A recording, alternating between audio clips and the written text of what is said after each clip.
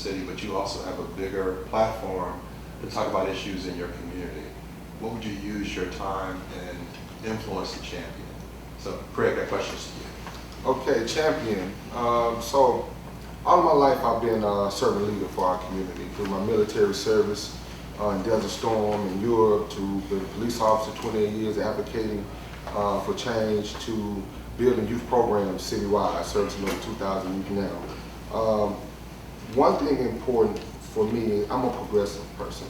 Throughout our campaign, we've organized strategic meetings with different groups of our community, whether it was veterans or homeless or youth or LGBTQ community.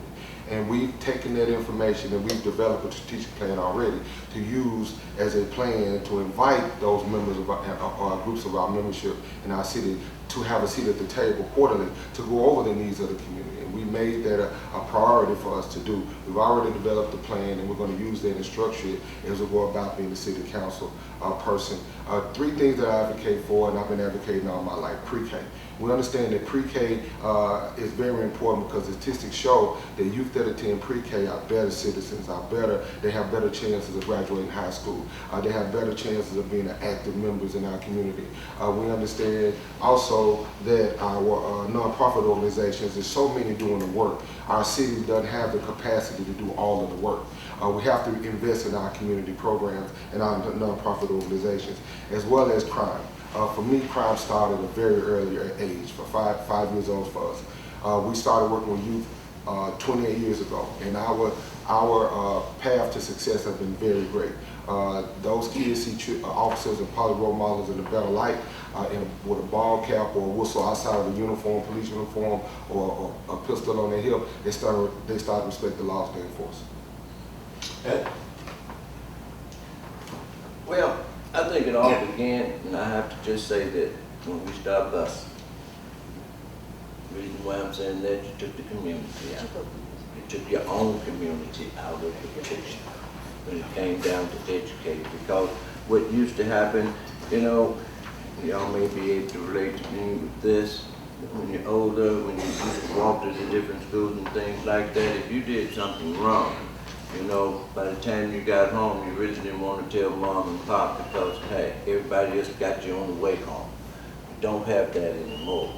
You know, development and everything else.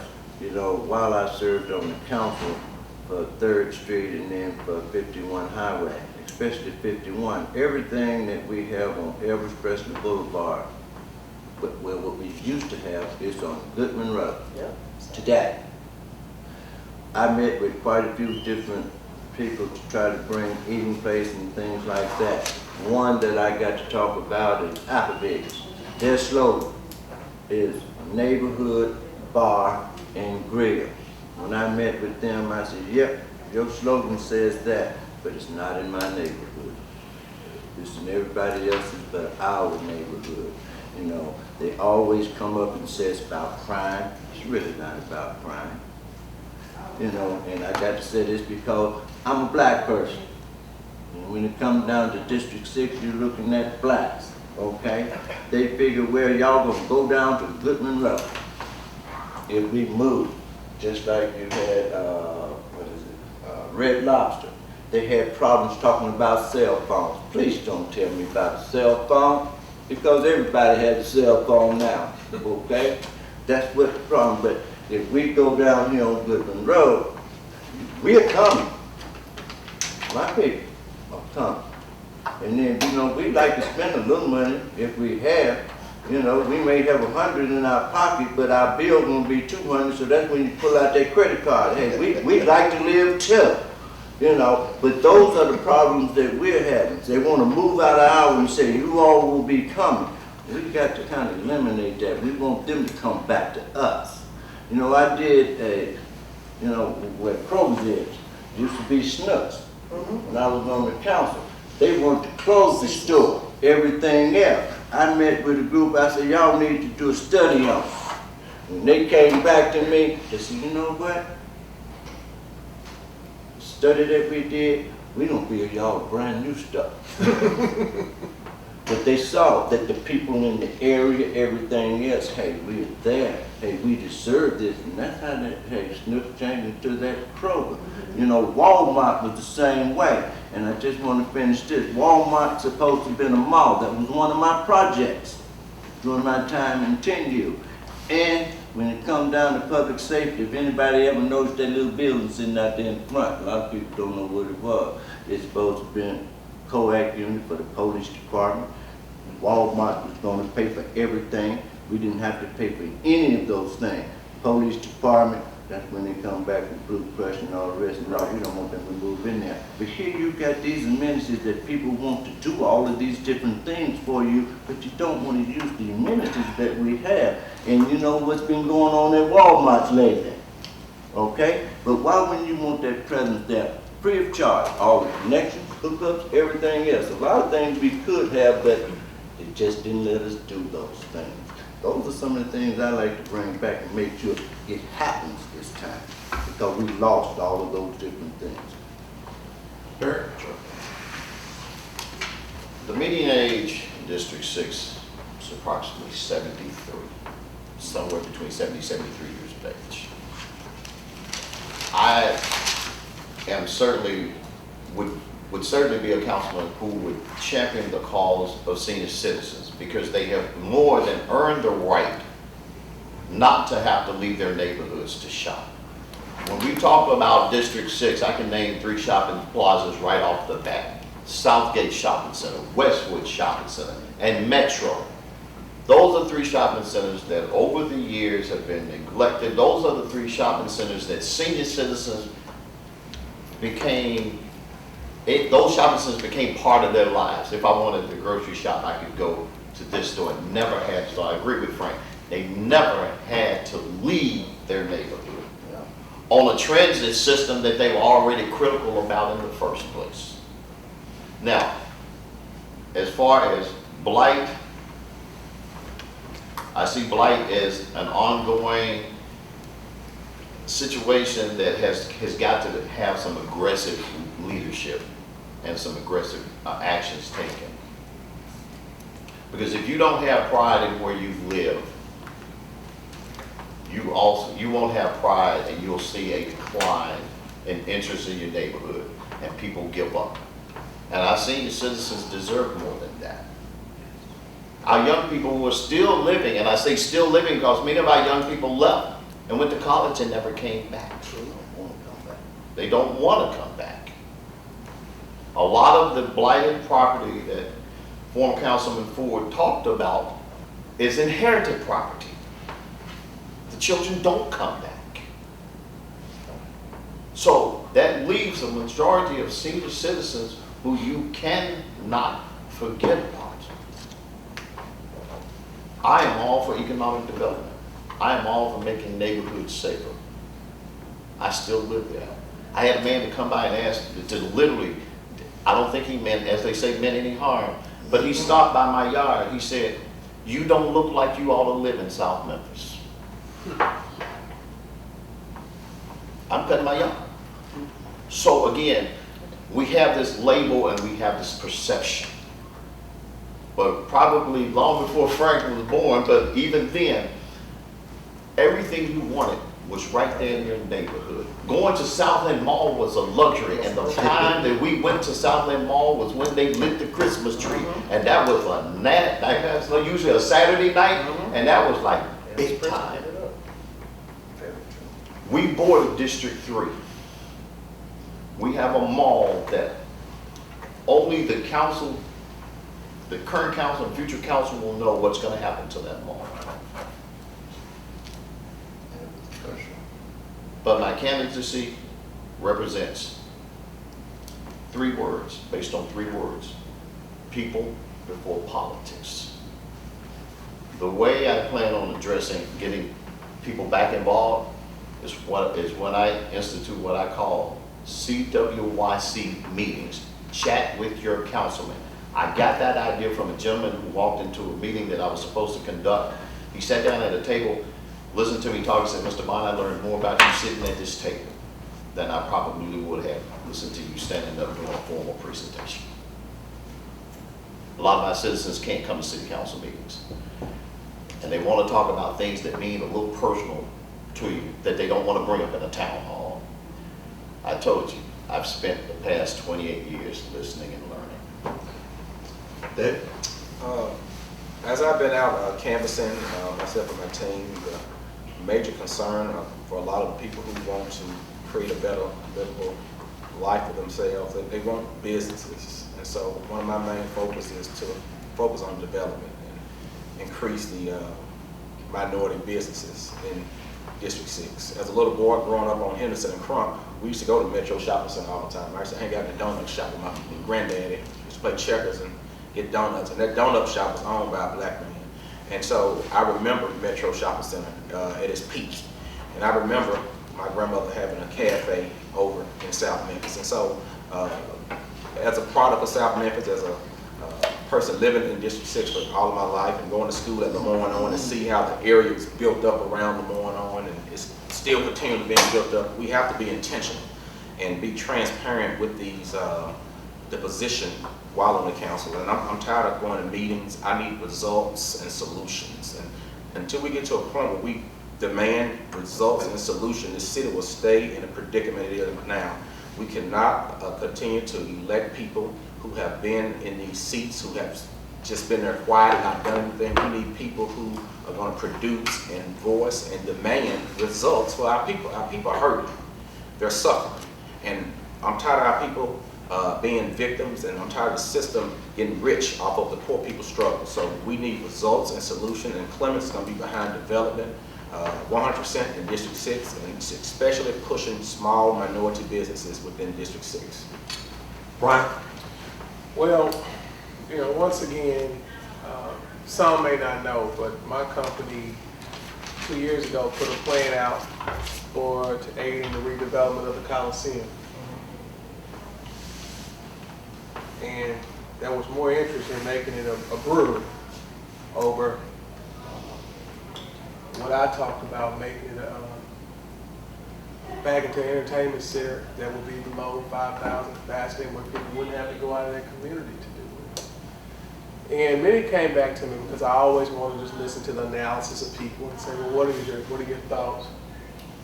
Brian, you had a great program. I love what I was hearing, but I wasn't particularly interested in the person that was singing the song. I got that. You know, I've done business in other cities. I do deals, a lot of people don't even know I'm behind. I've done it before. But you know what that says to me? We have to be comfortable with black and brown people being progressive in this city too. And black and brown people have to be comfortable with seeing progressive with other black and brown folks. That's what I enjoyed about Washington, D.C., very progressive people. They're comfortable with other folks doing well in the city. Just because I'm doing well doesn't mean you're not going to do well. We can do well together. But what I want to see not only is economic development, but a balanced plan that would afford as many as we possibly can to enjoy the blessings of what I believe our Heavenly Father has given us all. Going back to crime, I'm a proponent. Anything dealing with kids, I'm going to be a proponent for. And when I say children, I'm not talking about reaching children at the age of 13 and 14. By that time, as what former Councilman Ford said, it pretty much developed the idea of what they want to do. If we're going to change the narrative of Memphis, we're going to have to start early, 5 and 6. And then we got to employ the right, be behind the right mentors that are working out there with these children. That these programs that extend beyond a YMCA. You know, many of our kids in the African American community, they're not going to a YMCA. They're going down the street where they shoot basketball, and we need to be able to be supportive of those mentors that are going out and saying, listen, I got an organized format that can put you in and help you get to the next point.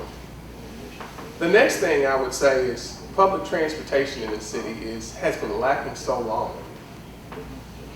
It's just too difficult. And I argue over the fact when people say, well, Memphis is one of the cheapest places to live. And I say to them, what city are you comparing it to? Well, Chicago. The cost of living is so much higher there. Well, in Chicago, they got an efficient public transportation system. Are you factoring the amount of money it takes to repair your car when it breaks down? Are you factoring the insurance costs?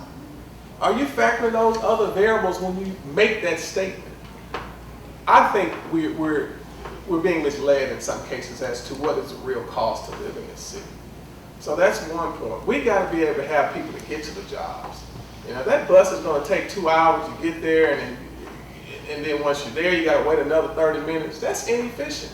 That should have been done 20 years ago. So that's one problem. And then also, how do you finance that? Going back to budgeting. You know, Matt should understand that, hey, digital advertising works. These billboards, you see digital, you know, each one of them. We just don't have to have that print. It's just so many basic things that I'm saying. We got to have financial ingenuity at the head. And then that flows down to the people that are actually doing the actual work. My job is no greater than nobody else's job, but we got to be comfortable with the disciplines that we've all gathered. If a corporation had everybody who were accountants, I promise you, it would not survive. We got to have some editors. We got to have some marketeers. We got to have some people that are organizers. That's how this organization works. So for me, I go back to what do I bring? A holistic approach from a financial standpoint that is encompassed with Howard Finance that I've gained with my BBA, Harvard Management that I gained through certification, and right now I'm finishing up with my technology management degree at Georgetown. And I'm not going because I love technology, but I know I'm responsible to stay ahead of the curve. And me being responsible, staying ahead of the curve is helping the citizens to also be responsible to stay ahead of the new industry curve that will come. You know, crop growing, for instance. They just don't grow crops out in the field anymore. They grow crops in warehouses. You know, organic food. Big term they call it now, but back in the day, organic food was nothing more than cow manure thrown on the vegetables. But we didn't get extra money for that. All of these different things, but we got to be able to lay these plans out and see what's going to bring Memphis up to a level that will be a great oversized town of what it really is. So I'm Brian Saulsberry, running for, I never mentioned this, I'm running for Memphis City Council Super District 82. That's my first time I even mentioned that. But thank you. We'll give one more time to mention before we end. This is the last question, and I'm going to start, as I mentioned earlier, going this way, starting with David. And this question is, throughout this race, what have you learned about yourself and about your district? And you have 90 seconds to answer this question. So I have learned about this race, about myself, how resilient I am. I've had people in the media who try to tear my character down, been attacked with signs being thrown in the non-color creek and stolen. So candidates attacking me, you know. But I've learned about my patience. Patience is a fruit of the spirit, and so that really worked. And about my district is suffering big time. The people are hurting, the people are crying, and they don't need another leader who is ignoring their cry and ignoring their pain. They need a leader who will fight for them, a leader who will voice their pain and come up with a solution. I'm all about solutions now. I don't want to tie all these meetings back to back. If we don't have solutions, I don't want to hear it. What's the solution to the problem? Let's get it done. Barry? 28 years ago, I ran my first campaign. I have been asked several times in the span of 28 years to give up. I've had elected officials to say it's a great thing that you still want to represent District 6.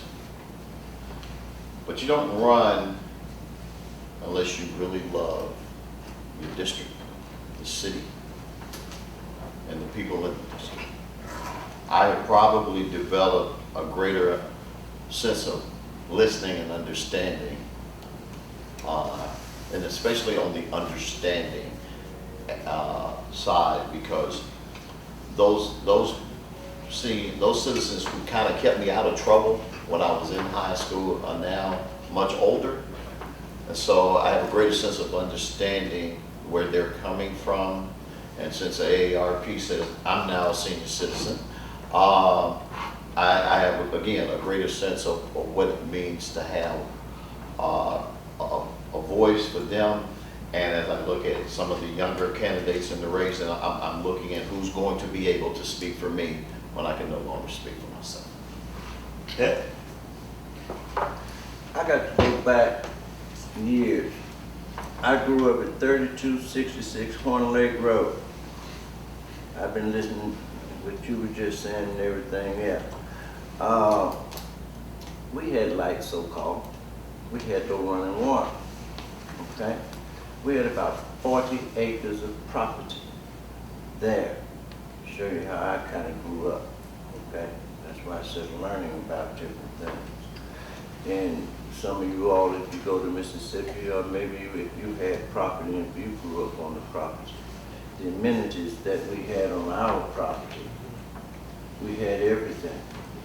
It grew by itself. You didn't need no cow manure or nothing else. And it grew perfectly. You know, you had from plum trees, apple trees, peach trees, everything that you need. And on our property, everything was in that particular area. All the pine trees was here, apple trees there, all the nut trees that you could think about would go for that by themselves. If you wake up today, go and think about it. Where are they? They don't grow anymore. In the film business, we used to have the majority of our services Saturday and Sunday. There was never a problem for a person that wanted to go to Mississippi on the film. Because when they came back, my hearse was full of vegetables and everything else that grew on everybody's property. If you maybe noticed, everybody, if you had property, usually had a fig tree. Where are they today? What happened? When you come to our youth, talking about the different things that they need to know. When you were in school, you had field trips, which gave them different aspects of what was going on. Because you had field trips that you you had opera, you had ballet, you had all of these different amenities. Where are they today? When it comes down to our youth, they don't have none of these different things. Those are the things that I'm about. We need to try to see what has happened where we can make sure we can bring some of these things back, whereas we can keep on living the way it used to be. But if you notice, what happened to all of the things that we had nothing to do with? It just was there for us to use. Sometimes we need to look at those things. Sometimes we need to go back where we come from. My name is Ed. I've always ran on my first name, never on my last. If you check my records, you know what I'm about. I served 8 years on the council. You know, all you have to do is check my record, and my name is Ed. Craig? Well, so, learn about my district and myself. Well, what I do know about my district is that even though my time serving in the military or working at the sheriff's department or MPD or building youth programs, crime prevention programs, I still learned a lot more than I thought I knew. District, Super District 8 is huge, 500,000 residents, Memphis as a whole about 1 million, and they're hurting, they're in need, they don't have answers, and they need a voice. They need someone that's been in the community, that grew in the community, that's worked in the community, that didn't just appear overnight. I believe that I am that guy. As far as myself, I believe that I'm the right man, right person for this job. I've advocated, I've worked, and I truly believe and I'm passionate about our community as a whole. Not just one district, not just one area. Even though I grew up in South Memphis, Roanoke, Mississippi, and then North Memphis, and Watkins and Brown, and Ridgecrest, Promise, and Fraser, I'm an advocate for Memphis as a whole. I've seen a lot of things in my time working, doing the things that I've done, the job and professions I've had, and I believe we can continue to make a difference, learn new things, and meet new people. That's why I want. Cheyenne? In the last, I guess, few months, what I've learned is basically 3 different things. I care about Memphis. I truly care what happens here. I care about the individuals that live here. I found out that if you live in one part of Memphis, your problems are different than another person who lives in another part of Memphis. I realize that you have to be compassionate in both situations and understand their concerns. I realize that economic development is still a major concern, and we're going to have to grow and make sure we get jobs for everybody on every sector. We need to make sure that Super District 8 looks just like downtown Memphis and all the pops. It shouldn't be a difference in the two, or we're going to have to motivate people. So I really care about Memphis, and I'd like to see Memphis keep on growing. I don't understand why there's such a difference 3 hours away in Nashville, and we're sitting here in Memphis. We have the same level of intelligence. We got to learn how to nurture that and make it go forward. The second thing I learned about is the experience that you need to have. If you're going to actually sit in this position, you got to know what you're talking about. You got to have some type of past experience that you can relate to and call upon. I've been in public service for over 34 years. I've been an assessor for 10 years. And during that time, I've had the opportunity to meet with all the business sectors, to meet with all the various community leaders. I realized that you have X number of dollars in a budget, and there's only X number of dollars you can spend. You can come up with all the grandest ideas in the world, but you have to work within a budget. So experience is playing a big factor in this, in my opinion, if you're going to serve on the council. And the last thing I think I've learned is that I'm only one vote. I have to be of a person or of a personality that can work with 6 other people to get 7 votes done. We can come up with all the ideas we want.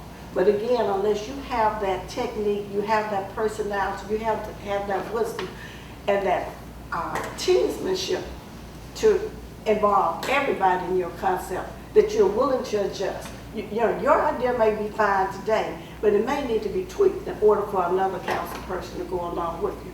So I think teamsmanship. So in essence, I've learned to care. I understand how important it is to care about people. The level of experience that you need has come forth, as well as being a team player. And that's what I've learned in the last few months while I've been campaigning. Thank you.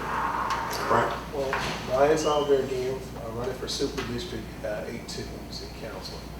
One of the things that I would say and give credit to is I believe that the people I'm running in my particular race, I do feel like they care about the city. I really do. I believe that they all care about the city. But the functionality of what you're doing as a council member, I think that question should go out as well. What skills have you gained through your life that you've been taught could best serve the people? That's really what, if I say, I want to be an editor, but did you go to journalism school? Have you reviewed any contracts, as an example?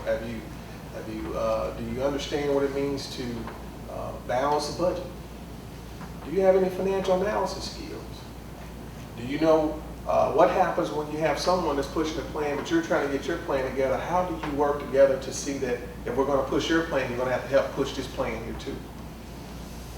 Those are some very clear skill sets that I would want someone to actually have prior to just showing up and casting a vote. So, the thing I have learned, and another thing I've learned is that, not necessarily learned, but I continue to see, is the infrastructure inequality. This city should have underground utilities and be working towards how do we make Memphis look beautiful? How do we make Memphis safer? We have a light thunderstorm. I mean, what happens? It takes 2 days to get lights back on. All this. We have to have financial, responsible people that have an understanding of how do we allocate funds, how we balance budgets, how do we push funds in such a direction that will help aid against crime, how do we implement programs for matter that will generate revenue. And that's what I bring to the table. I mean, all day long, that's what I bring to the table. So that's what I'm about. Jake? Yes, Jaques Hamilton, Memphis City Council, District 6. What I've learned is from the beginning, which is collective impact, I learned that it doesn't matter your race, your gender, your age, your social economic status. We all play a role on this assembly line, from the front to the back. The collective impact movement started with family, friends, colleagues, all across the district. from South Memphis to Whitehaven, to Lakeview Gardens, to Westwood, to Walker Homes. People have been given their time, talent, and treasures throughout this campaign. And that's something that we're going to continue to do, from the constituent down to the next door neighbor. It's collective impact. Frank? Again, Frank Johnson, Super District 8. Well, I've learned a lot about myself and quite a few other things. I often think that I talk too much, but a lot of times I find out that, you know, people will listen when you have something to say. The people in Memphis are hurting. They're hurting a lot, and I know what it's like to hurt because I've hurt along with them. But the people in Memphis are ready for a change. I was just made vice president of my neighborhood association. We're actually rebuilding that. And meeting with the board, you know, we have a lot of elderly people on the board. And they still have a lot of fight in them. But they've been waiting for people to come along and listen and take up that fight. And something that I always say about Memphis, you know, we can talk about the drug dealers, we can talk about the gangbangers, but some of the biggest criminals in this city wear expensive suits. And they sit in positions of power. And I know this because I've watched them rob my community of all of its equity. And then turn around and tell us that it's our fault. You know, I'm one of the people that got left to neighborhood contamination. Like I said, I'm nursing my older sister. She's 12 years older than me, 30 years a nurse. And she can't go back into nursing now because of something that happened to her as a child. You know, that sticks with me. The way I lost my mother, it sticks with me. And a lot of these people, they left us to that. You know, they didn't care about what was happening to us, even though we're the ones that make Memphis what it is. And so here I am, 20, 30 years later, you know, I'm ready to take charge and take the reins and lead this city where it needs to go and give a voice to the voiceless. And during this campaign, I've learned that I can actually do that. And people have faith enough in me to give me the push or the vote to do that. Theryn? So I've learned it's bigger than me. It is bigger than being the first woman ever elected to serve in District 6 in the entire history of City Council. I've learned my community appreciates authenticity. It's about restoring hope and faith in my community. It's about showing some other little girl in South Memphis that she too can defy the odds and make it out. We don't need a repeat of past history that have failed us. We need someone who's not going to wheel and deal the community's livelihood for money and secure a vote. We don't need someone that's a hypocrite and doesn't walk the walk and talk the talk and is going to sell us out to obtain a title. The definition of insanity is doing the same thing over and over again, expecting the same results. We need someone who's going to keep the community at the forefront every step of the way. If we want more and better, we have to vote for that. District 6 needs a fighter. I fought for my life and I'm going to continue to fight for my community just as hard and be the fighter District 6 deserves. I want to thank all of you for taking the time for this session. Thank you. I can tell you that from my standpoint, I'm inspired.